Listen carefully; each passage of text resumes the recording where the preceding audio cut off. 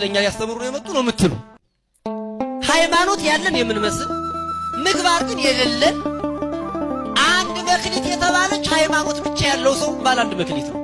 ወዳጅ ሃይማኖት አለኝ ብቻ በማለት መሸለም አይቻልም። ምን ያስፈልጋል? ምግባር ያስፈልጋል። ጌታ እነዚህ ሁለት ምጽአቶቹ ሁሉ ለኛ ጥቅም ስለሆኑ ሁለት ጊዜ ሁሉ እኛን ፍለጋ ነው የሚመጣው ጌታ ወደ ዓለም ሲመጣ። መጀመሪያ ምሳሌ ግቡ ለማለት፣ ሁለተኛ ደግሞ ኑ እናንተ የአባቴ ብሩካን ወደ እኔ ኑ ለማለት ጌታ ወደኛ ይመጣል። እግዚአብሔርን ከፊት የሚያደርግ ሰው አያፍርም። ማንነቱን ሊያመልክ አይችልም። በማንነቱ አይኮፈስም። እግዚአብሔርን ከፊት የሚያደርግ ሰው እግዚአብሔርን ከፊት ማድረግ ምን ማለት ነው? እግዚአብሔርን ማስቀደም ማለት ነው። እግዚአብሔርን ማክበር፣ እግዚአብሔርን ማመስገን፣ እግዚአብሔርን ማሰብ ማለት ነው። እግዚአብሔር በሚያውቀው የውዳሴ ከንቱ አይደለም። 300 ንስሐ ልጅ አለኝ። ከ50 በላዩ የደሃ ነው እንደኔው። እንዲሁም እኔ ሀብታም ነኝ፣ 2 ቦታ እሰራለሁ። ገና ካገኘው 3 ጨምራለሁ። ግን ቤተክርስቲያን ውስጥ ልጅ ነው ማሳደገው። ምን ችግር አለ እንዴ? አንዳንዶች ቄሶች ሲዘንጡሉ ይገርማቸዋል። ካባ ንጹህ ካባ ስናርግ ንጹህ። ስለዚህ አንድ ሰው ንስሐ ሲገባ ማመን ያለበት ምኑን ነው ስትሉኝ፣ ንስሐ ሲገባ ክርስቶስን እየተሳተፍኩ ነው ብሎ ማመን አለበት ማለት ነው። ንስሐ ሲገባ 2 ጥንቃቄ ያስፈልገዋል የተባለው ምንድነው? ክርስቶስን እየተሳተፍኩ ነው ብሎ ማመን አለበት። ንስሐ ሲገባ ሃይማኖት የሌለው ንስሐ ሲገባ ማይገባኝን አድርጎ ያሳለፈልኝ ሸሽጎ መልካም ነው ለኔ። ንስሐ አባቱ ፊት ቀርቦ እገሌ ገፋፍቶኝ እንዲሰራው የሚል ሰዋል። ይሄ ክስ ነው እንጂ ንስሐ አይደለም። ሰዎችን እንድንከስ እግዚአብሔር ላይ እንድናማርር ፈቃድ የለንም። እንደ ሔዋን ደግሞ በሰይጣን የሚያመካኝ ሰዋል። ሰይጣን አሳስቶኝ እንዲያደረግኩ የሚል ሰው አለ። ምን ሆነ መሰላችሁ? በዚህ በመጽሐፈ መነኮሳት አንድ አባት መነኩሴ ነው፣ ገና ወጣኒ ነው፣ ምንኩስና ሕይወትን ገና መጀመሩ ነው። ወደ አባ እንጦንስ ሲሄድና ምክር ይጠይቃቸዋል። አባቴ እንደው ተቸገርኩ፣ ከመነኮስኩ 10 ዓመት ሆኖኛል አላቸው። ስንት ዓመት? 10 ዓመት። እና እንደው ሰይጣን ፈተነኝ፣ በጣም ተቸገርኩ አባቴ አላቸው። አባ እንጦንስ መክረው ዘክረው በል እግዚአብሔር ይርዳ ብለው ያንን ሰው አሰናበቱት። የሚገርማችሁ ያ ጀማሪ መነኩሴ ከመነኮሰ ስንት ዓመቱ ነው አልኳችሁ? አዎ እሱ ከወጣ በኋላ ሰይጣን መጣና 10 ዓመት አስቸገረኝ ያለው ሰይጣን ማለት ነው። ለአባ እንጦንስ መጥቶ በሕያው እግዚአብሔር ስም እምላለሁ ይሄ ሰውዬ መመንኮሱንም አላቅም አለ። 10 ዓመት ያስቸገረው ማን ነው? እግዚአብሔር ያሳያችሁ። እኛ በእውነት ሰይጣን ልፈተነን ለማለትም የሚያስችል ሁኔታ ላይ አይደለም ያለ ነው። እግዚአብሔር ሁላችንን በዓይነ ምሕረቱ ይመልከተን። ስለዚህ የመጀመሪያው ምእመናን ኃጢአታችንን እንድንናዘዝ ማን ይፈልጋል ማለት ነው? እግዚአብሔር ይፈልጋል። ይህንን ካልን እንዴት ነው የምንናዘዘው? ለማን ነው የምንናዘዘው? በኦርቶዶክሳዊት ቤተ ክርስቲያናችን ኃጢአትን የምንናዘዘው ለአባቶቻችን ለካህናት ነው። ይሄ ግልጽ ነው፣ ምንም የሚያከራክር አይደለም። በብሉይ ኪዳንም በሐዲስ ኪዳንም እግዚአብሔር ኃጢአትን ለካህን እንድንናዘዝ አዟል። 2 ጥቅሶች መጥቀስ እንችላለን ለዚህ። አንደኛው መጽሐፈ ኢያሱ ምዕራፍ 7 ከቁጥር 7 ላይ ሂዱ። ኢያሱ የተባለው መስፍን ከሙሴ ተተክቶ እስራኤልን ሲመራ የነበረው አካል ለተባለ ሰው እንዲህ ሲል ተናገረው። ልጄ ሆይ ለእግዚአብሔር ተናዘዝ። እስኪ በሉ ልጄ ሆይ ለእግዚአብሔር ተናዘዝ፣ ያደረግከውን ንገረኝ። በደንብ አስተውሉ። ለማን ተናዘዝ? ለማን ንገረኝ? ለኔ። ኢያሱን የእግዚአብሔር ነኝ እያለ አይደለም።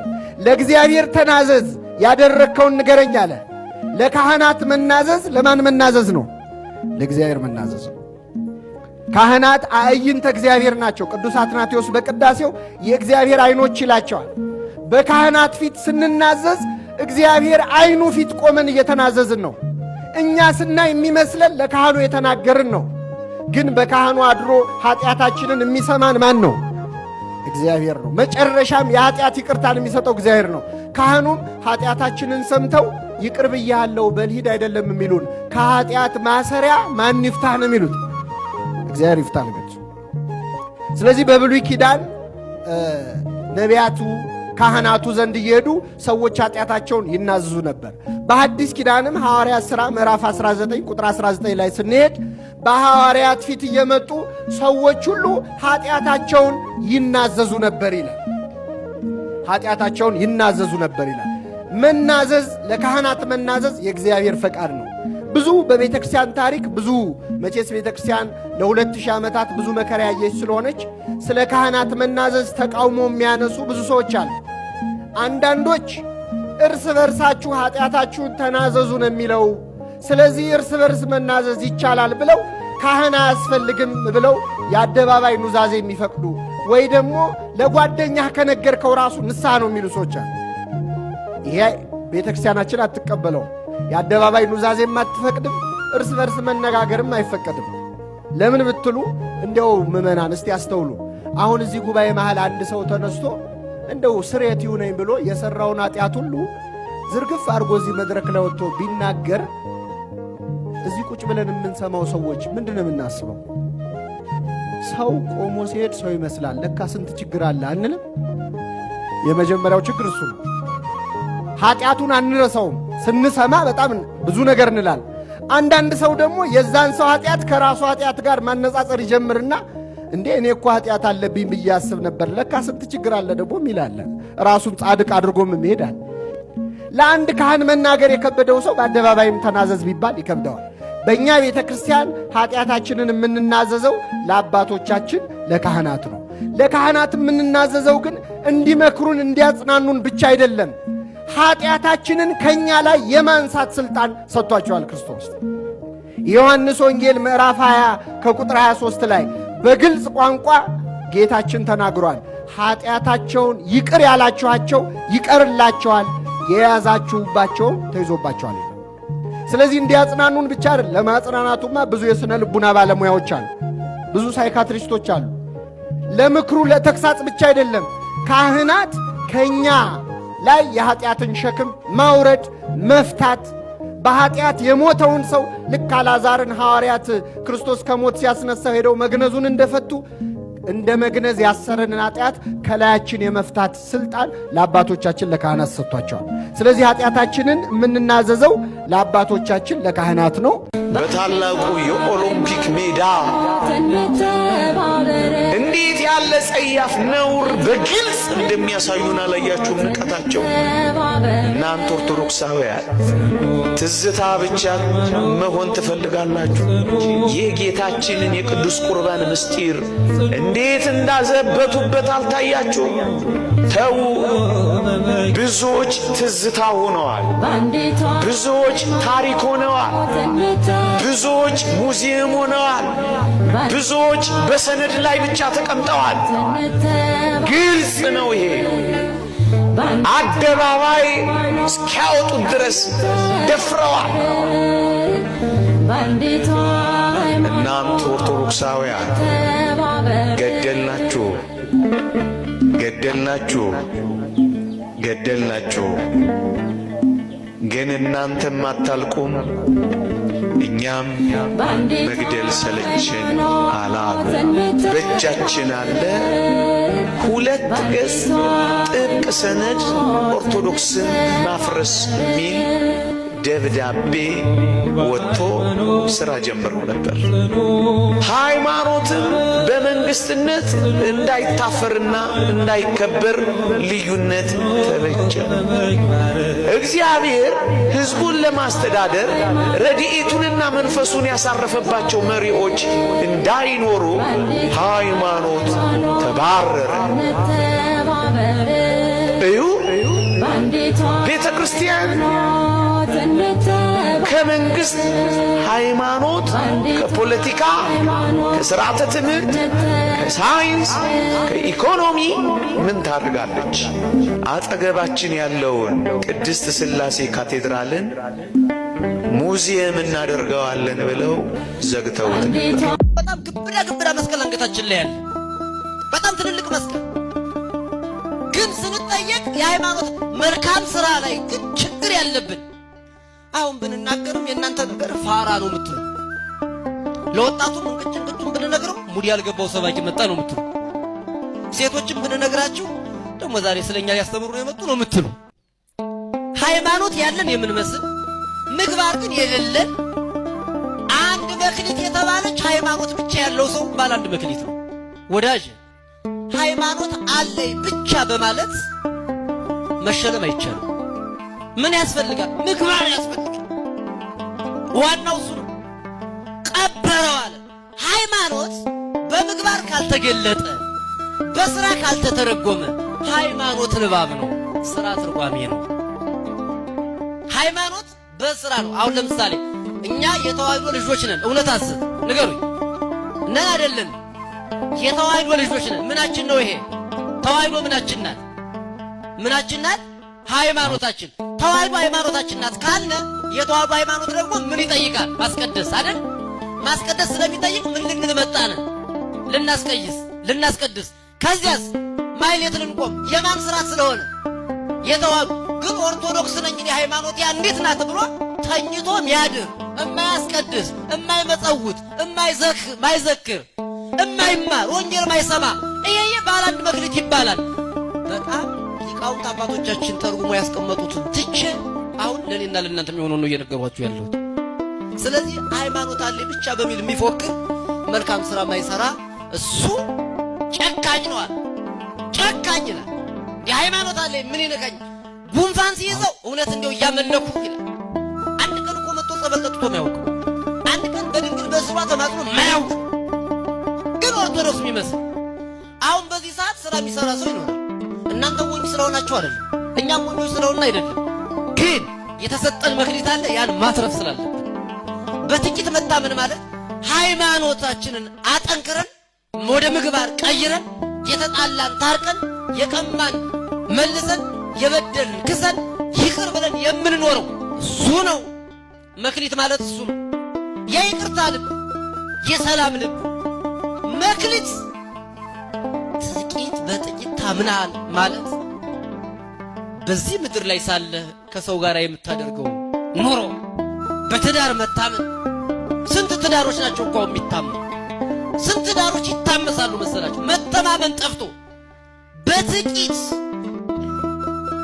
ባል ሌላ አካውንት ነው ያለው፣ በጥቂቱ ገንዘብ መታመን ያልቻለ ሚስት ሌላ አካውንት አላት። ነገ ዞር በይ ቢለኝ ለምንም እያለች ለሽንኩርት ሲሰጣት ሌላ አካውንት ከፍታ የምትደብቅ ሴት። በጥቂቱ ገንዘብ ያልታመንሽ በብዙ ልትሸሚ አትችይም። ደግሞ እሷም ደግሞ ነገ በፈታት እንኳን ይላል ደግሞ ያው ሐሳቡ ይገባቸዋል። እሷም አታውቀው ሌላ አካውንት በገንዘቡ በዚህ በድቃቁ ሳንቲም ያልታመነው ለልጆችሽ ያልታመንሽ በእግዚአብሔር ዘንድ እንዴት መታመን ይቻላል? በጥቂት መታመን። ትዳር እኮ ጥቂቱ ነገር ነው በእግዚአብሔር ዘንድ። ጥቂቱን ግን ትልቅ ማድረግ እንችላለን። ልጆችን ማሳደግ እኮ ጥቂቱ ነገር ነው። ጥቂቱን ግን ትልቅ እናደርገዋለን። የተሰጡን መክሊቶቻችን ናቸው። ልጆቻችን ሃይማኖታቸውን ጠንቅቀው አውቀው እንዲኖሩ ማድረግ ይሄ መክሊት ነው። ይህን መጠቀም ያስፈልጋል። እግዚአብሔርን እንዲያውቁ ማድረግ፣ እኛ የምንጠቀምባቸው እንድንጠቀም ሃይማኖታችንን አውቀን ሃይማኖታቸውን አውቀው እንዲያድጉ ማድረግ። ልጆቻችን መክሊቶቻችን ናቸው።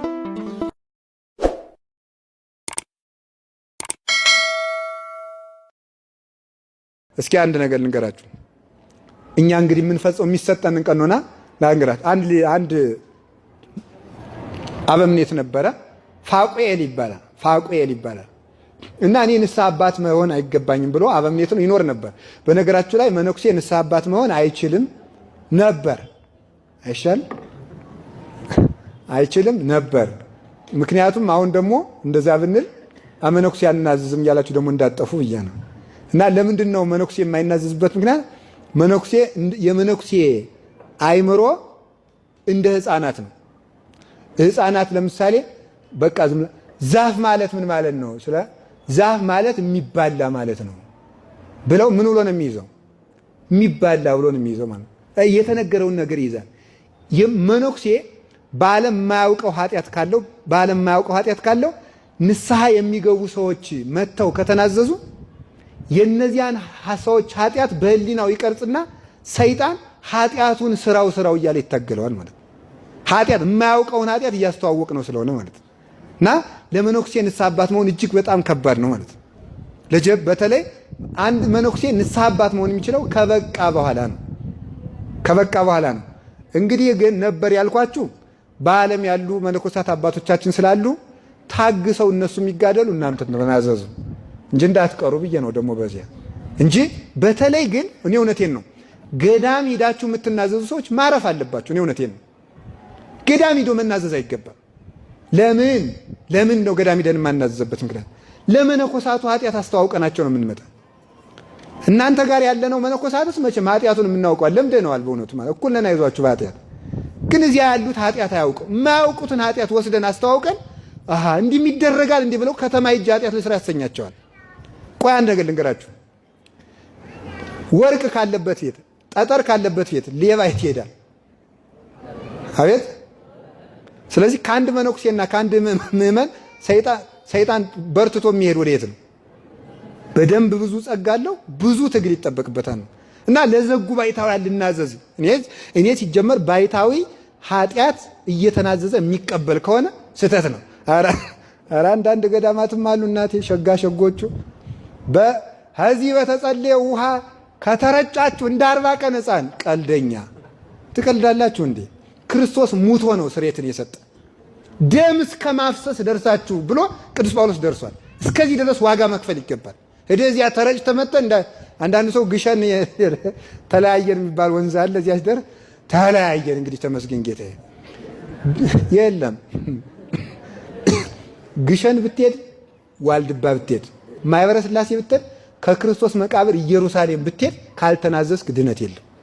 መናዘዝ ያስፈልጋል። ቀኖና መፈጸም ያስፈልጋል። መከራ ታግሶ መቀበል ይገባል። እና ፋቁኤል የሚባለው አባ ኧረ እኔ ንስሐ አባት መሆን አልችልም ብሎ እምቢ ብሎ ይኖራል።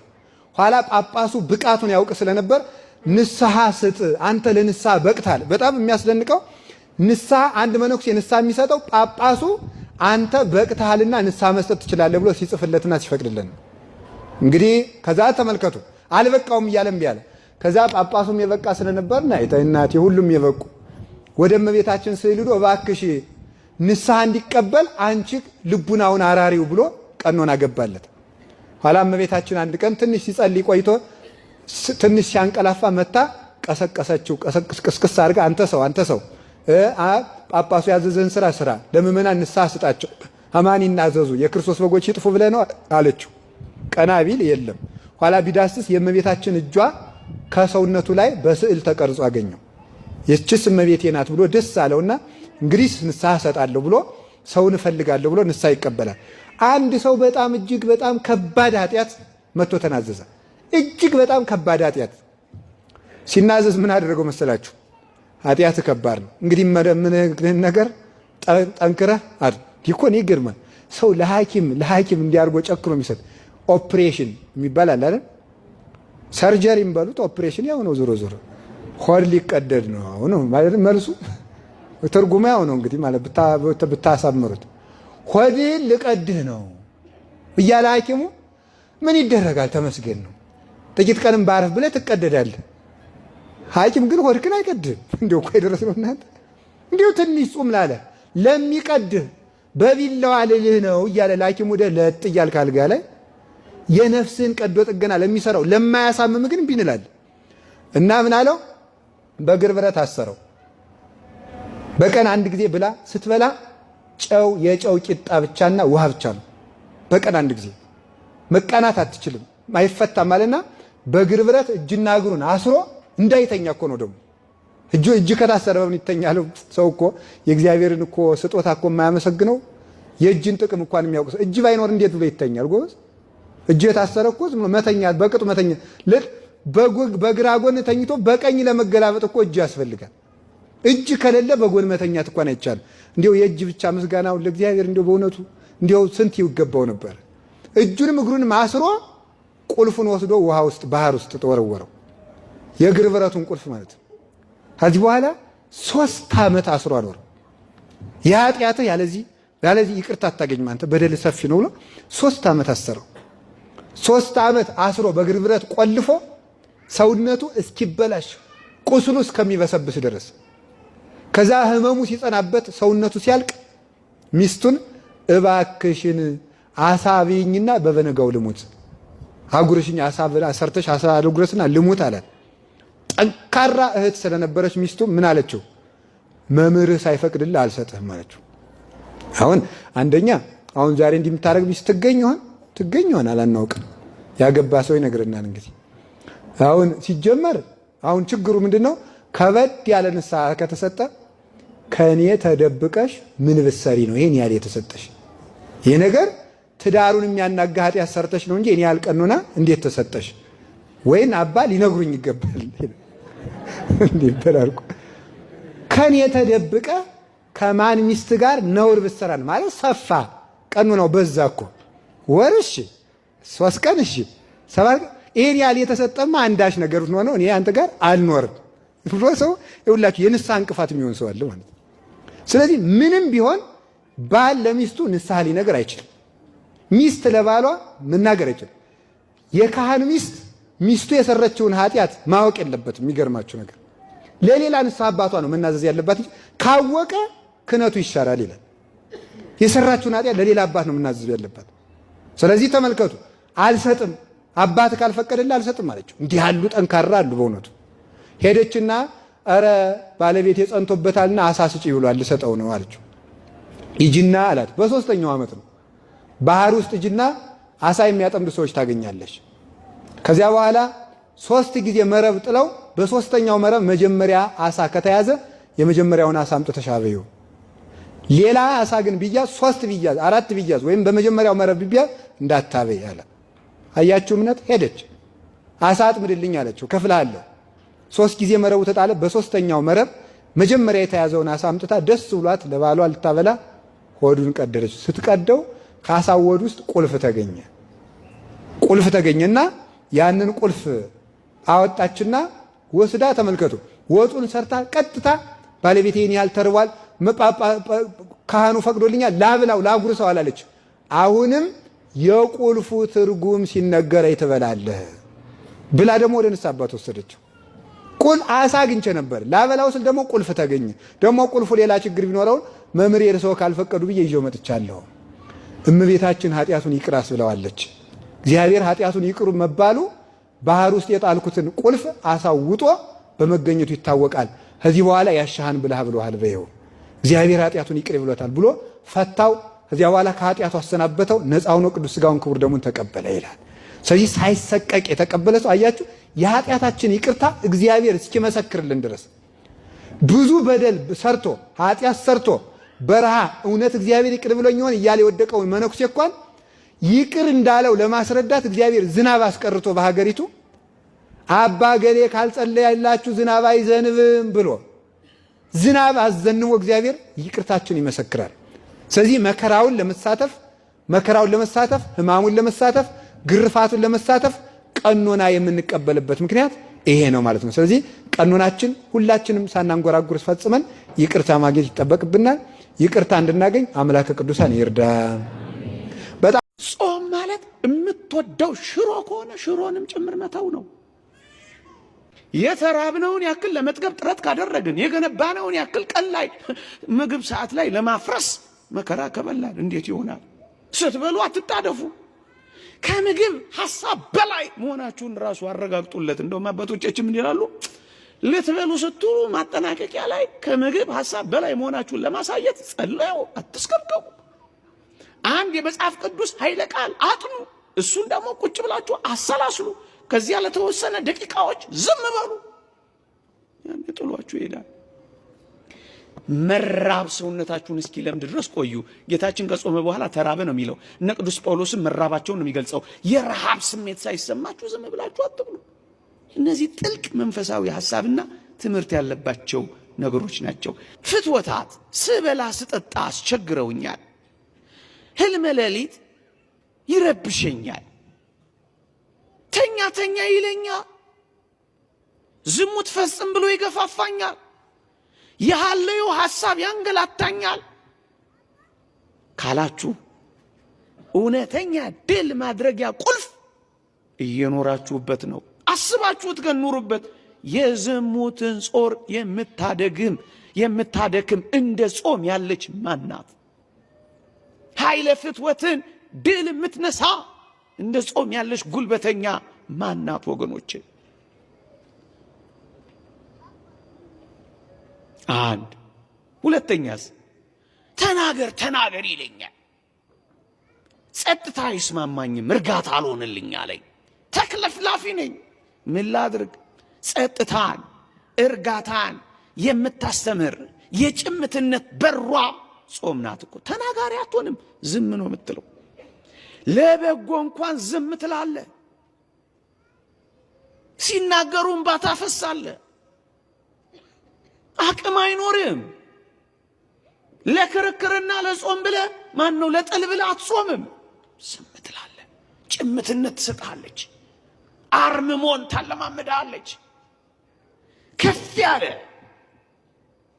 የዝምታና የጽሞና ህይወት የሁል ጊዜ ታላብሳለች። ምንድናት እሷ?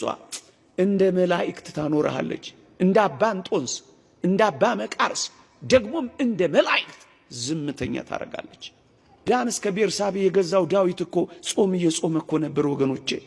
አዎ ጥበብና ማስተዋል የተገለጸለት ነቢዩ ዳንኤል 3 ደቂቅ እየጾሙና እየጸለዩ እኮ ነው። አዎ ባጭር ያልተቀጩት ረዝም ዕድሜ የኖሩት እኮ እየጾሙ እኮ ነው፣ ቅጠል እየበሉ። እንደውም ያኛው ነው ልብ ላይ መጥቶ የሚዘጋ፣ ጉበት የሚያሳብጥ፣ አንጀት የሚልጥ፣ ጸባይ የሚቀያየር፣ በሽታ የሚደራርብ። እንደውም ኢትዮጵያውያን ጥቂት ጥቂት የጾም ወራት ቤተክርስቲያን ስለሰጠችን ይመስለኛል እንዲሁ የምንኖረው መድኃኒቱን ከየት እናመጣው ነበር? ለስጋ ለነፍስ ለሰማይ ለምድር ደዌ ጤና እንደ ጾም ያለ ከየት ይገኛልና? አባ ጳውሊ 100 ዓመት የኖረው፣ አባ እንጦንስ ከ90 ዓመት በላይ የኖረው፣ አባ ዜና ማርቆስ 140 ዓመት የኖሩት፣ ተክለ ሃይማኖት 99 ዓመት፣ ሌሎቹንም ብጠቅስላችሁ የጾሙ እንጂ እየበሉ አይደለም።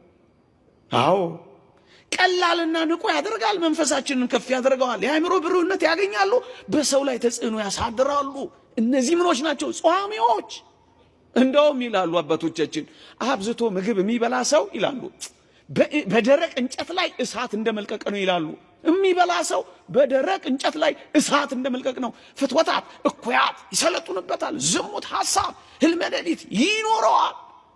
በልበል ይለዋል። የሚጾምስ በልከኛና በተመጥኖ። ለዚህ እኮ ነው ቅዱስ ስደክም ያን ጊዜ ኃይለኛ ሆናለሁ አለ። ሲደክሙ እንደውም ኃይለኛ ይሆናሉ፣ ሲጾሙ ይበረታሉ። ስደክም ያን ጊዜ ኃይለኛ ሆናለሁ። ክፉ ባላጋራ ሰይጣን ከሰው አንዱን ጾሞ ሲጾም ሲያየው ጌታን ያየ እንደሚሆን ያክል ይፈራል። አሁን ፍርሃት ላይ ነው። ስትወጣ ደግሞ ይጠብቅሃል። ጀምራ አትተው፣ ወጥተህ አትውረድ፣ ተቀድሰህ አትርከስ፣ ገብተህ አትውጣ፣ ሞክረህ አትፎርሽ፣ በዚሁ ቀጥል። እነዚህ ወራት እንዴት ደስ ይላሉ! አበሳይታው ሲመጣ ይደፍቃል። እንደሱ አታድርግ። ሊቀ ካህናት ከሚሆን በጌታ በተሰጠን በጾም ኃይሉ የአጋንንት ኃይሉ ትደክማለች። ከዚህ ከጾም የሚጸና ምን ጋሻ አለ? ከአጋንንት ጋር ለመዋጋት ለልቡና ጽናትን የሚሰጠው እንደ ጾም ያለ ምን አለ? ይኸውም ክብር ይግባውና ክርስቶስን ለማገልገል መራብ ነው ይላል። ክርስቶስን ለማገልገል በመራብ ዲያብሎስን እናስደንግጥ፣ ኃይል እናገኝ፣ ብርታት እናገኝ። የገዳመ ቆሮንጦስ በረከት በእኛም ላይ እንዲሆን፣ የሐዋርያት የጾም በረከት በእኛም ላይ እንዲሆን። አንዲት ሴት ድል አረገዋለሁ ይሄን አባት ብላ ከመንደር ትሄዳለች። ዘማ ሴት ናት አሉ። ትሄድና ይዛው ትመጣና ምን ብላ ነው ያታለለችው? ልጅ አስቸጋሪ ጸባይ አመጣ፣ እባክህ ቤቴናና ምከርልኝ አለችው። እሷ ከዘማውያን ጋር ተወዳድራ ተፎካክራ ነው እኔ አስተዋለሁ ብላ ይዛው እንደመጣች በሩን ዘጋች። ሕፃን ልጇ አለ እኮ ምከርልኝ አለችው። እሷ ግን ምን አደረገች? ወይን አስቀመጠችለት፣ ሕፃን ልጅና ሰይፍ አስቀመጠች። እሷን ርቃኗን ቆመችና ወይ ሕፃኑ ልጅ ግደል በሰይፍ፣ ወይ ከኔ ጋር ዝሙት ስራ፣ ወይ ደግሞ ይሄንን ወይን ጠጣ አለችው። ሲያስበው መግደል ግዙፍ ነው፣ ሲያስበው ዝሙት እጅግ አደገኛ ነው። ወይኗን በጠጣ ይሻላል አለ። አረገ። መጨረሻ ላይ ከእሷ ጋር በዝሙት ወደመ። ከዛስ ይሄ ሕፃን አይቶኛል አለና ገደለው። ትንንሾቹ ትልልቆች ይወልዳሉ። ስለ ክርስትና እናውቃለን፣ ግን ክርስትናው በእኛ ሕይወት ውስጥ የለም። ስለ ቤተ ክርስቲያን እናውቃለን፣ ግን ቤተ ክርስቲያን ከልባችን ርቃለች። መንፈሳዊነትን እናውቃለን፣ ቃሉን እናደምጣለን፣ ቃሉን እንማራለን። ወገኖቼ የተቸገርነው ትልቁ ችግራችን የምንሰማውን መኖር ነው። እኛ እንናገራለን፣ በሕይወት የለንም። እናንተ ትሰማላችሁ፣ በሕይወት የላችሁም። ከዚህ የተነሳ ክርስቲያን እየጠፋ ነው። ምን እየጠፋ ነው? ሰው ሞልቷል፣ ግን ክርስቲያን ነው የጠፋው። ሰው ሞልቷል፣ ግን በልቡ ቤተ ክርስቲያን ያለችው ነው የጠፋው። ሰው ሞልቷል፣ ንስሐ የሚገባ ነው የጠፋው። ለቅዱስ ሥጋውና ለክቡር ደሙ የሚበቃው ነው የጠፋው። ለምን ካላችሁ የምናውቀውን መኖር አቅቶናል።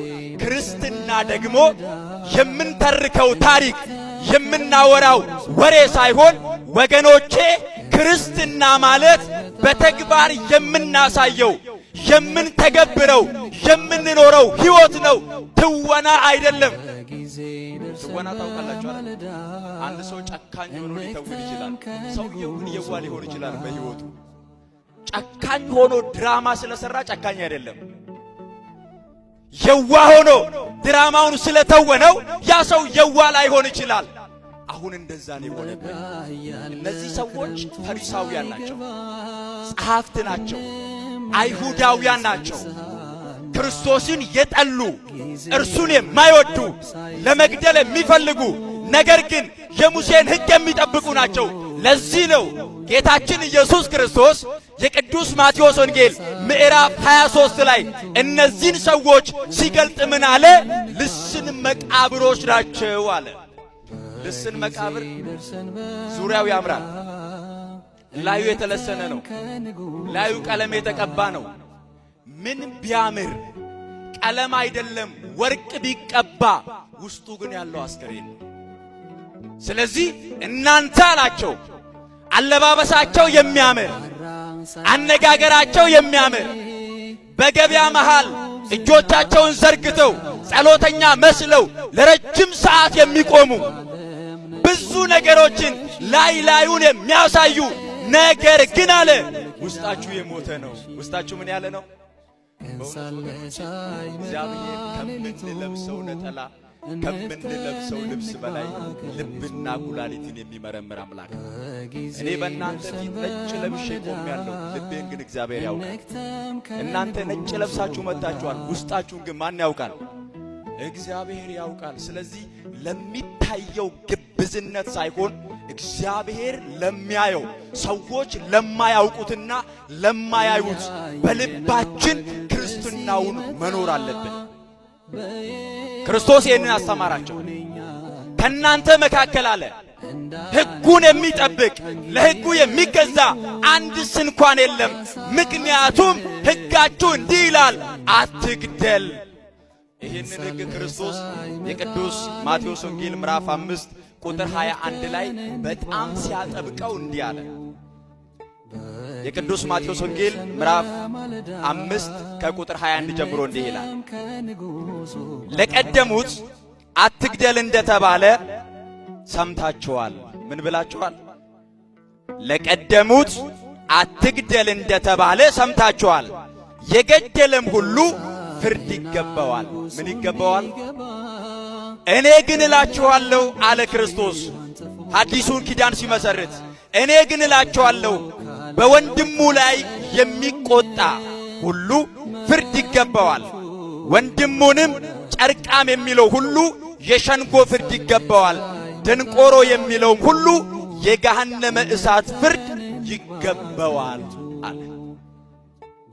ወንድሙን የሚጠላ ወንድሙን የሚሳደብ ወንድሙን የናቀ ፍርድ ይገባዋል። ምን ይገባዋል? መግደል እኮ ቀጥሎ ያለ ነው። የሰደበ ከዚያስ የናቀ ጨርቃም ብሎ የናቀ በወንድሙ ላይ የሚቆጣ ፍርድ ይገባዋል አለ። ስለዚህ በቀድሞ አትግደል የተባለውን ሕግ ተቀብለናል። አሁን ደግሞ ከመግደልም በላይ ወንድሞቻችንን ማክበር፣ ወንድሞቻችንን መውደድ፣ እርስ በርሳችን መዋደድ እንደሚገባን ጌታችን ኢየሱስ ክርስቶስ ሕጉን አጠበቀውና ይሄንን ለኛ ነገረን። ስለዚህ የእግዚአብሔር ልጆች በብሉይ ኪዳን የተነገረውንም ተቀብለን በሐዲስ ኪዳን የተነገረውንም ተቀብለን ከፈሪሳውያንና ከጸሐፍት በላይ ሃይማኖታችንን በመልካም ሥራ መግለጥ አለብን። ፍሬ ይፈልጋል ሃይማኖት፣ ሕይወት ይፈልጋል ሃይማኖት፣ መኖር ይፈልጋል ሃይማኖት። መልካም ሥራ ከኛ ይጠበቃል። የሚታይ ሃይማኖት፣ በአሕዛብ ፊት የሚያበራ ሰዎችን ወደ ክርስትና የሚያመጣ ሕይወት ይጠይቃል ክርስትና። ስለዚህ ክርስቶስ ምን አላቸው? ከእናንተ መካከል አንድስ እንኳን ሕጉን የሚጠብቅ የለም፣ ምክንያቱም ሕጉ አትግደል ይላል አላቸው። ይሄንን አስቀድሞ ነው መጀመሪያ ላይ ሊገድሉ ስለሚፈልጉ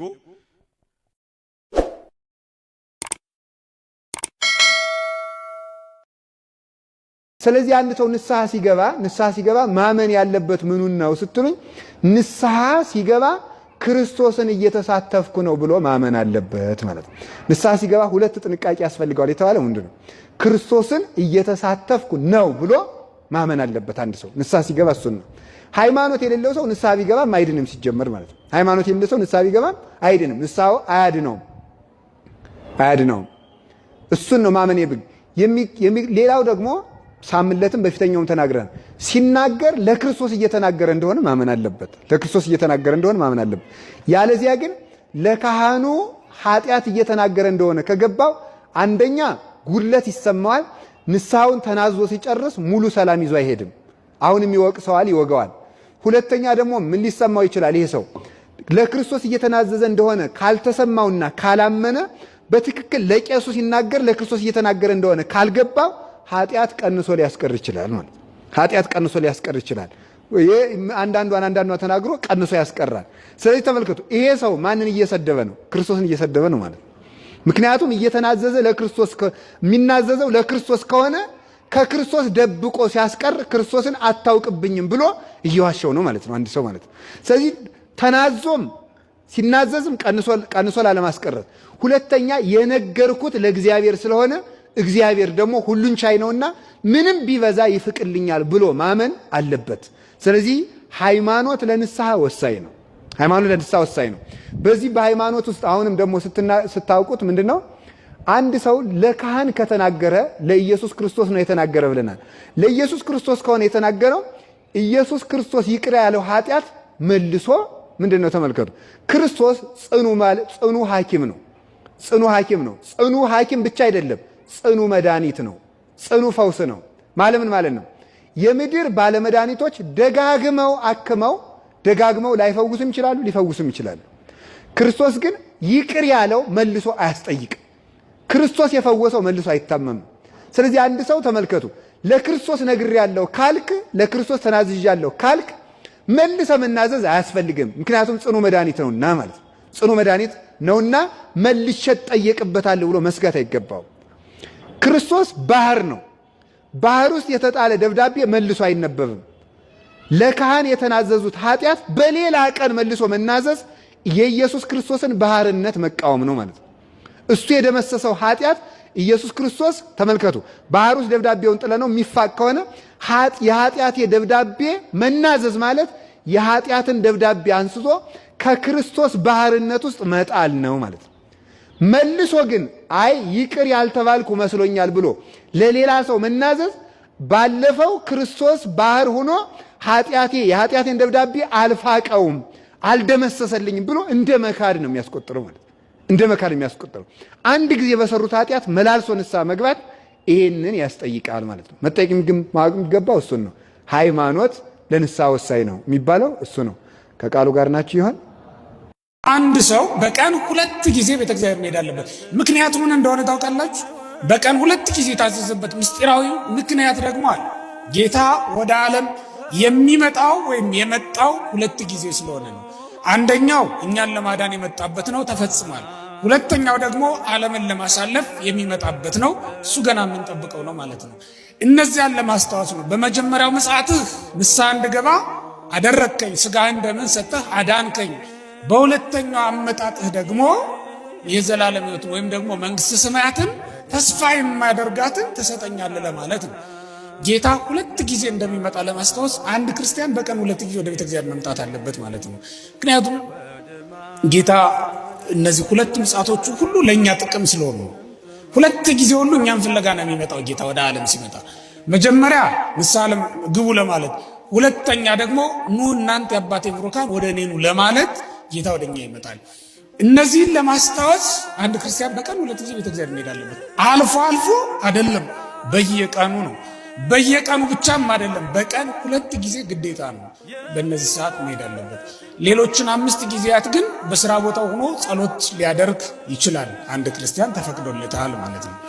ይሄን ማድረግ ሲገባው አንድ ክርስቲያን እንዴት አልፎ አልፎ ሄዳለሁ ብሎ ሊያስብ ይችላል? እንዴትስ እንደዚህ ብሎ ሊናገር ይችላል? አግባብነት የለውም። ያ ለፈተና አሳልፎ ከሚሰጡ ነገሮች መካከል ልምዶች መካከል አንዱ ስለሆነ ይህን ማራቅ ማስወገድ ይገባል። ሲጀመርም እንዲህ አይነት ልምድ የሚመጣብን ለምን እንደሆነ ታውቃላችሁ?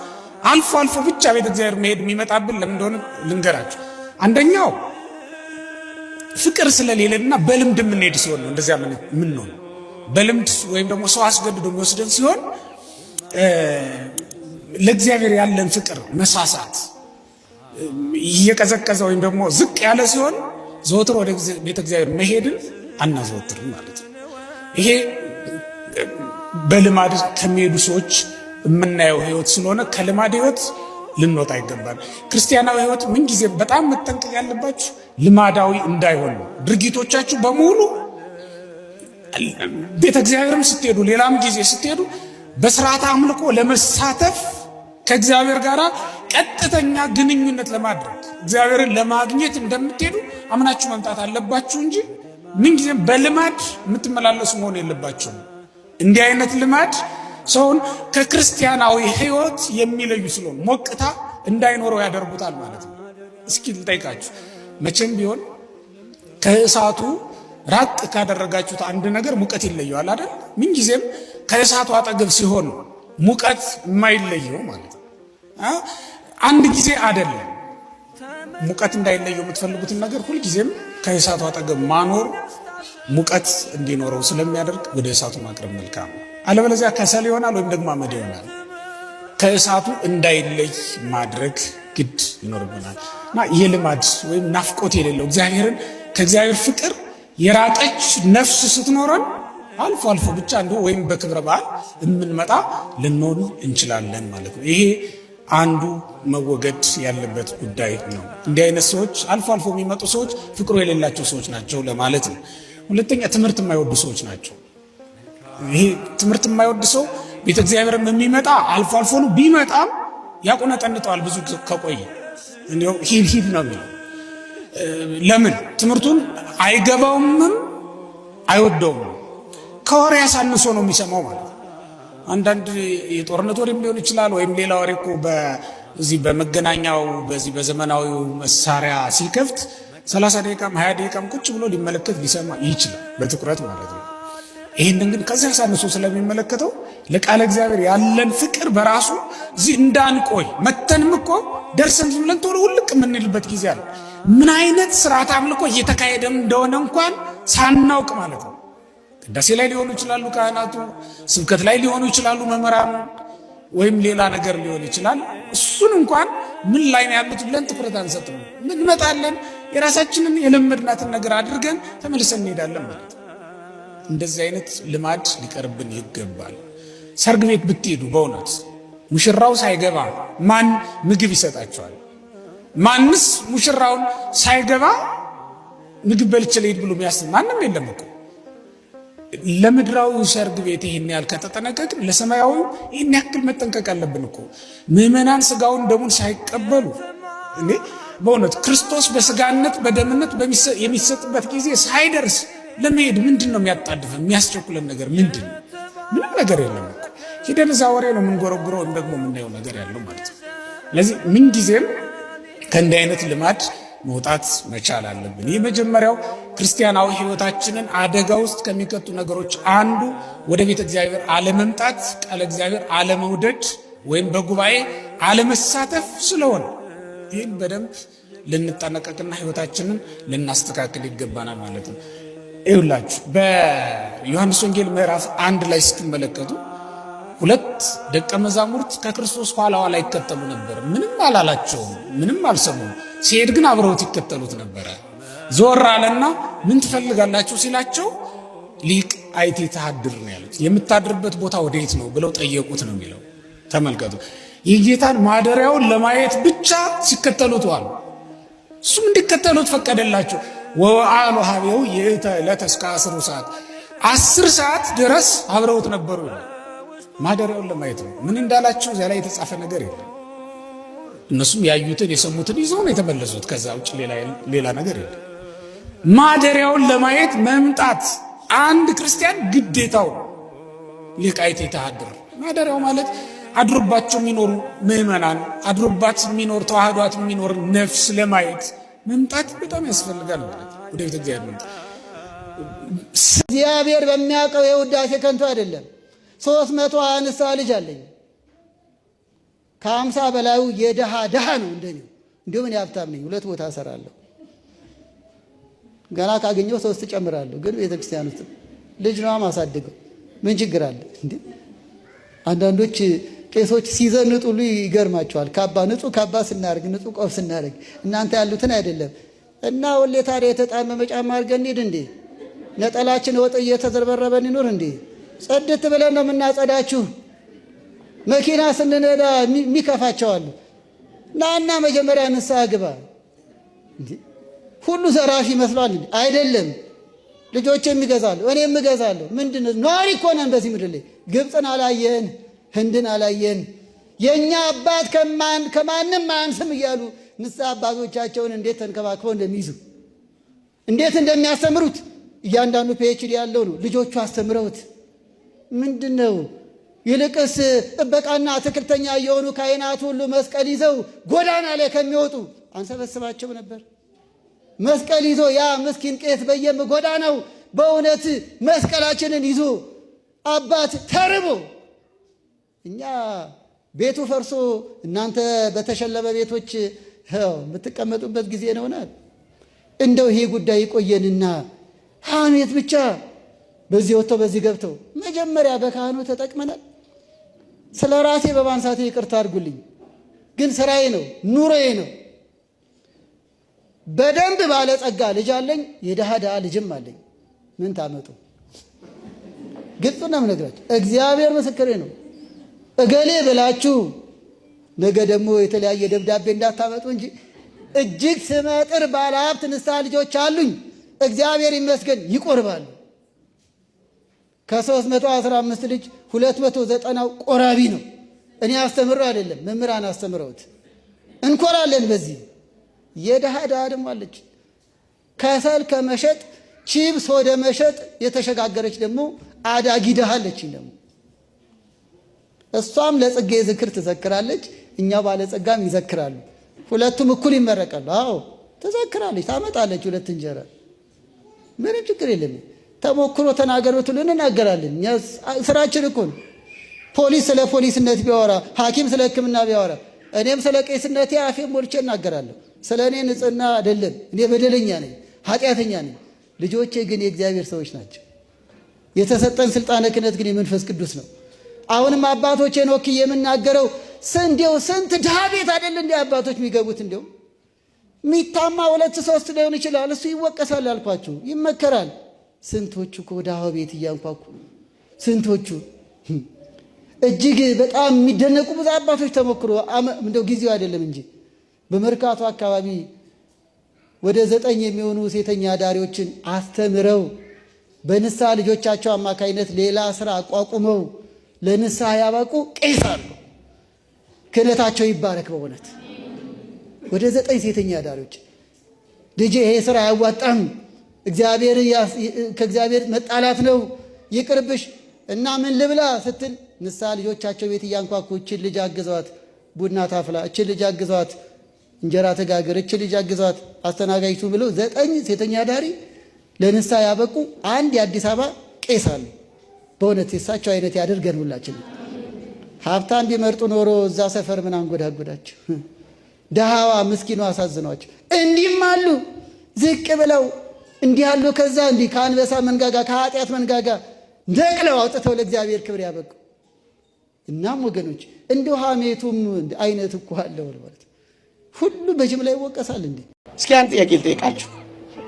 አሁን ሲኦል ካሉ ወገኖቻችን፣ ሲኦል ካሉ ዘመዶቻችን 30 ደቂቃ ብቻ እግዚአብሔር ምድር ላይ እንዲኖሩ ጥቂቶቹን ቢፈቅድላቸው ለ30 ደቂቃ ብቻ ምድር ላይ እንዲኖሩ እግዚአብሔር አምላካችን ሲኦል ላሉ ወገኖቻችን ቢፈቅዱላቸው ምን የሚያደርጉ ይመስሏችኋል?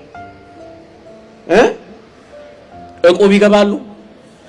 ኮንዶሚኒየም ይቆጥባሉ? ምን ነው የሚያደርጉት? 30 ደቂቃ ብቻ ካላቸው ንስሐ ነው የሚገቡት። እየሰማችሁኝ? ዘመን ተጨመረልን፣ ቀን ተሰጠ፣ እድሜ ተለገሰ። አሁንስ ምን እንሰራለን? ወገኖቼ የዚህ ዓመት እቅዳችሁ ንስሐ የመግባት እቅድ አላችሁ? ወገኖቼ 30 ደቂቃ ቢሰጣቸው ሲኦል ያሉ ሰዎች ንስሐ እንደሚገቡ ምን ማረጋገጫ እንዳለን ታውቃላችሁ? አልዓዛርና ነው የሚባሉ ሰዎች፣ አንደኛው በሲኦል አልዓዛር በአብርሃም እቅፍ ገብቶ ነው የሚባለው ባለጸጋ ደግ ስላልሰራ በአብርሃም እቅፍ ያንን ምስኪኑ ሰው ባየ ጊዜ ምን እንዳላት ታስታውሱ? አልዓዛርን ስደድልኝ አለው። አይሆንም ሲለው በምድር ላይ 5 ወንድሞች አሉን፣ ወደዚህ ስቃይ ስፍራ እንዳይመጡ ይመስክርላቸው አልዓዛርን ላከው አሏ። ወገኖቼ ሲኦል ያሉ ሰዎች የሚሰብኩት ይሄንን ነው። ወደኛ ስቃይ ስፍራ አትምጡ ነው የሚሏችሁ። ወደዚህ አስቀያሚና ወደዚህ አስፈሪ ነገር መግባት ትፈልጋላችሁ? ከሚመጣው መከራ ብቻ አይደለም፣ ከሲኦል ቁጣ እንኳን እንድንድን እግዚአብሔር ሲኦልን አስፈሪ ያደረገው እኮ ንስሐ እንድንገባ ነው። ወገኖቼ 30 ደቂቃ ቢኖረው ንስሐ ብቻ ነው የሚገባው። 30 ዓመት የኖራችሁ 50 ዓመት ያሳለፋችሁ ሁላችሁንም አይመለከትም ይሄ ስብከት። በአስደናቂ ክርስቲያናዊ ሕይወት እንደምትኖሩ አንዳንዶችን አውቃል። 30 ዓመት 3 ቀን 3 ሰዓት 30 ደቂቃ ቢሰጣቸው ንስሐ ነው የሚገቡት። ወገኖቼ የሚቀጥለው ቀን ዋስትና አለን? ነገ የኛ ይሁን የሚያውቅ ሰው አለ እዚህ ውስጥ አለ? ባስተማማኝ እጅ ላይ ናችሁ ያለው አፍሪካ ኢንሹራንስ እውነቱን መሰላችሁ እንዴ? ባስተማማኝ እጅ ላይ ናችሁ ሲላችሁ ወገኖቼ የተወደደ ሰዓት አሁን ነው። የመዳንም ቀን ዛሬ ነው። እነሆ በተወደደ ሰዓት ጠርቻለሁ፣ በማዳንም ቀን ረድቻለሁ፣ እሱም አሁን ነው። ወገኖቼ